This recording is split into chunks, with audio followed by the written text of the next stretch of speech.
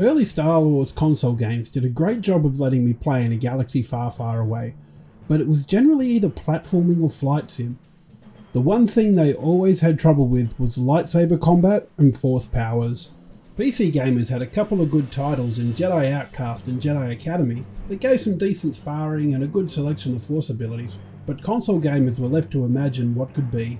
That was until September 2008, when The Force Unleashed was released across the Xbox 360, PlayStation 2 and 3, and the Wii. I played a bit of the Wii version before swapping it out for an Xbox 360 copy and remember having a blast. Let's see how it plays after 12 years on this episode of Star Wars Playtime.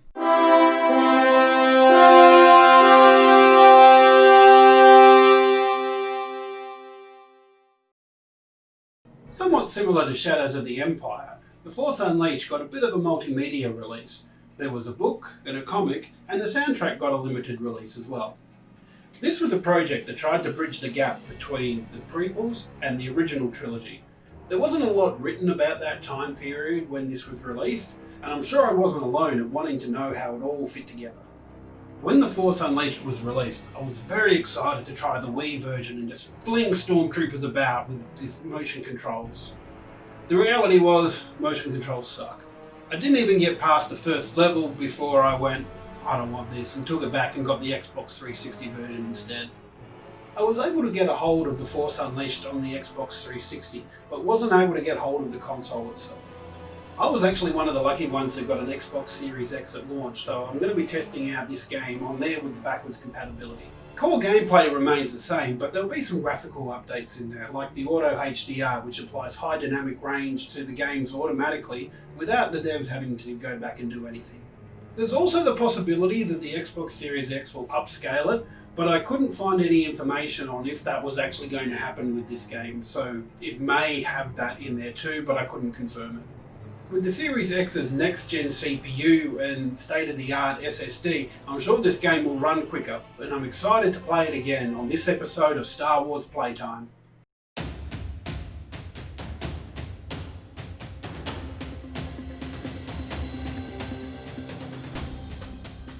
The Force Unleashed takes place between Revenge of the Sith and A New Hope. The first level has you playing as Darth Vader. You lumber through the treetops of Kashyyyk, hunting down a Jedi that survived Order 66.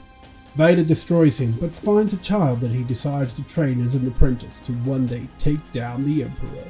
We then jump forward a few years and the child, young Starkiller, is getting his first mission from Vader, to seek out and kill General Rahm Kota, a Jedi who survived the Clone Wars simply because he didn't like clones and crewed his army without them.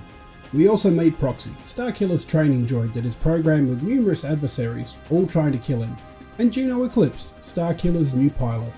After his defeat of Kota, Starkiller heads to Raxus Prime to kill insane Jedi Kazdan Paratus before heading to Felucia to face off with Jedi Master Shaak Ti. His training seemingly complete, he returns to Vader when the Emperor shows up, and Vader stabs him in the back, literally. He survives, wouldn't that be a short game if he didn't? And Vader reveals he had to, otherwise they'd both be dead.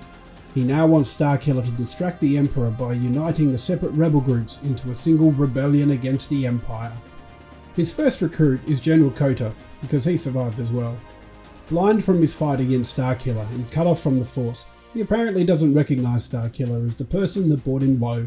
Kota puts him in touch with Bail Organa, who asks Starkiller to rescue his daughter Leia, who is currently being held prisoner on Kashyyyk. After rescuing her and some Wookiees, Starkiller finds out Bail has gone to Felucia and become lost. Fighting through Imperials in the stomach of a Sarlacc, no 1,000 years of digestion for me, he finds Bail being held captive by Maris Brood, Shaak Ti's apprentice, who has succumbed to the dark side since Starkiller defeated Shaak Ti. The penultimate level sees Starkiller attacking a Star Destroyer shipyard on Raxus Prime. Proxy thinks this is a great time for some more training and tries to kill Starkiller as Darth Maul. After defeating him, Starkiller then pulls a Star Destroyer out of the sky and drops it onto the factory. With that act, Starkiller unites the separate rebel leaders, and Vader decides enough is enough. He attacks, capturing the rebel leadership and revealing that he has always been working for the Emperor, and tries to kill Starkiller, for reals this time. Some heroics from Proxy see him survive and reunite with Juno, before heading off to the Death Star. The Force Unleashed allows for two endings. The canon light side ending, where Starkiller dies distracting Vader and the Emperor while Kota and Juno and the rebels escape. And the non-canon dark side ending, where Starkiller kills Vader, the Emperor kills Kota, Juno and the rebels and damages Starkiller enough that he must be put in a suit similar to Vader's and forced to serve the Emperor until a better apprentice comes along. One thing to keep in mind about The Force Unleashed is that it subscribes to the rule of cool theory. If it looks cool, do it and work out a way to make it fit later. This makes for epic visuals and combat. This game is the power fantasy you've always wanted. A Force user with fantastical powers that's not afraid to use them. So much of the game's environment is destructible as well. Striding through the first level as Vader, destruction coming from a one-man army, bark flying from trees. It's still impressive 12 years after the game's release. But where Vader is slow and lumbering, Starkiller is quick and agile. A double jump with a dash makes for some pretty neat platforming tricks, dashing around, killing stormtroopers, and even being able to pull TIE fighters out of the sky is so damn cool. It's not without its issues though. If there were a lot of targets, it was tricky to lock onto the right thing. When there were lots of harder enemies around, I would focus on killing one of them first, but then randomly the targets would change and I'd be attacking something else. And while the combat looks cool and fluid for the most part, there's a couple of times when the immersion is broken, like when you whittle a big enemy's health down enough you can trigger a QuickTime event that looks amazing, but all it really requires from you is a press of a button at a certain time. Not entering the QuickTime event isn't really an option either, because they're usually triggered by the same button as your lightsaber sweep, so unless you're spamming a lot of lightning, it just happens naturally. Every now and then you can get caught in a stun lock. This happened to me mainly on the last level. The first part is just enemy spam, with so much that can knock you off your feet.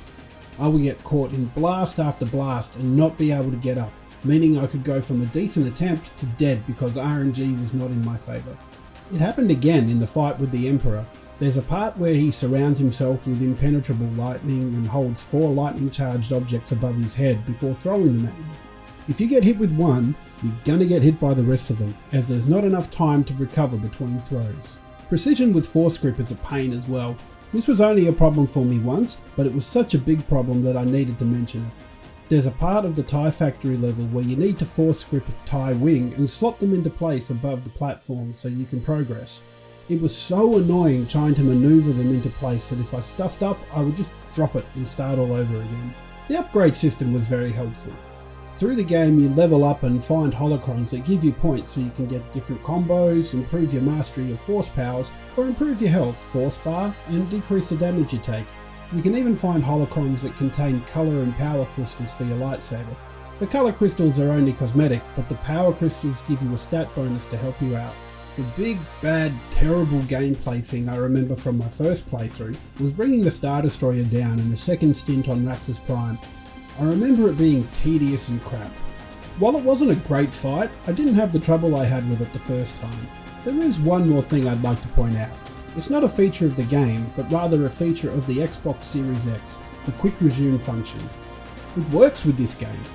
I could stop wherever I wanted, turn the console off, and when I came back to it, I'd be right where I left off.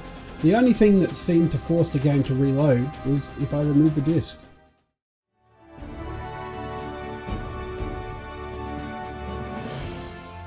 I said earlier that The Force Unleashed subscribes to the rule of cool, and I stand by that. Everything it does or tries to do is driven by that philosophy. The overpowered nature of Starkiller is what makes this game fun. Taking down an AT-ST or a Rancor is just so satisfying. I've always wanted to play a game where the character just lets loose with all these force powers, and this is just an ultimate power fantasy. The lightsaber combat was great for its time and really made me want to go back and play Fallen Order again. For me, The Force Unleashed hits that right balance of story and gameplay. While it doesn't do everything perfectly, and there were rage moments in this game, it does everything fun, and that makes it a great game. I had a hard time when it came to rating this game, but I'm pleased to say that I give Star Wars The Force Unleashed my Star Wars playtime rating of I know.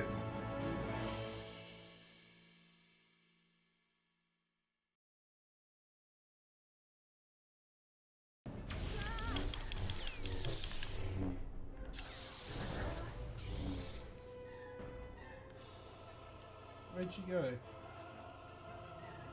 leave this place. I would very much like to, but I don't know where you've gone.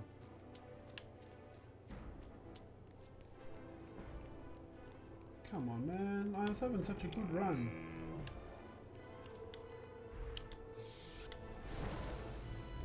Oh, is she? Is she right up there? Yeah, there she is. Stuck in the top right-hand corner.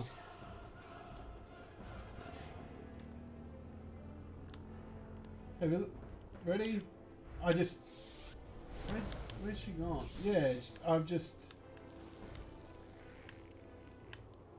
There she is. She's stuck. I seem to have broken the game.